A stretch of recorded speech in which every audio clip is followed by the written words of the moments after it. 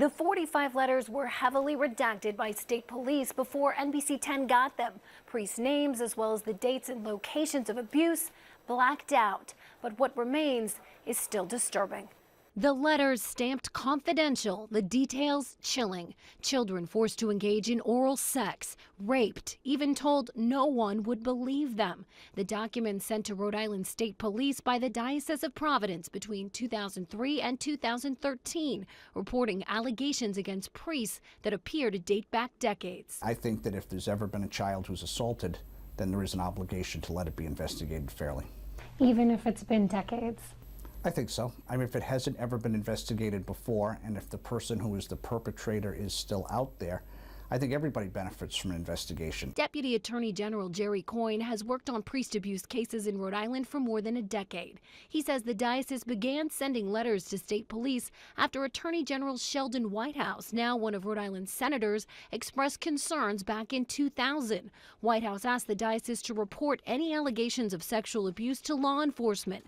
But as long as the statute of limitations had expired, it was a request, not a requirement. There's no legal requirement for sending letters. But a lot of the letters and a lot of the complaints that come in tend to be historical. They tend to date back quite a ways. Some of the 45 letters the I-Team found in state police files involve allegations that are decades old. The documents heavily redacted by state police. What remains in the 88 pages are victims' stories. This 2005 letter from a woman who reports that for years she was molested and raped by a priest visiting Rhode Island from overseas. He placed himself on top of me, opened up his pants, and exposed himself. When he was done, he told me to go home. He further stated that nobody would believe me. This one from 2006 from a victim who reports she was abused at a Catholic school. The priest had Hustler magazine laid out and would act out with the girls various poses depicted in the magazine. There were other classmates who were also sexually assaulted. And this 2011 letter from a male victim who reports assaults that took place in the gym showers, the priest's bedroom, and a multifunction building in the gym and stage area of the school. That was positively shocking to me as a lawyer when I've read many cases of a criminal nature, and here I am seeing my own church and it's on their letterhead. Helen McGonigal grew up in East Greenwich, where she says she was sexually abused over a 4-year period in the 1960s at Our Lady of Mercy by a priest visiting Rhode Island from Ireland. That priest, a notorious pedophile, Father Brendan Smith. He died in prison in Ireland in 1997, convicted on more than 140 counts of child molestation.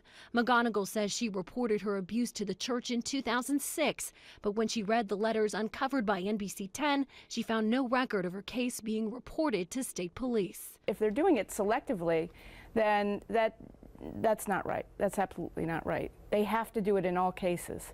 Bishop Thomas Tobin declined to sit down with the I-Team for an on-camera interview, but in a written statement late Monday, the diocese says, quote, the diocese reports every allegation of sexual abuse of minors to the Rhode Island State Police or other local law enforcement agencies, and quote, there are no priests currently in ministry of any sort in the Diocese of Providence who have had credible allegations of sexual abuse of minors lodged against them. Coyne says Rhode Island needs a better way to track allegations, even if decades have passed and the statute of limitations has expired. Whether it's the state police or some other place, there needs to be a central repository. Which we don't have now. Not in a formal sense, no. The diocese also says that it is very aggressive in responding to allegations of sexual abuse involving children while respecting the rights of everyone involved. None of the cases in the 45 letters was prosecuted, possibly because the priest had died, the statute of limitations had run out, or there wasn't enough evidence. You can read the documents right now for yourself on our website, turnto10.com. Of course, victims' names and identifying details are blacked out. Katie Davis, NBC 10 News.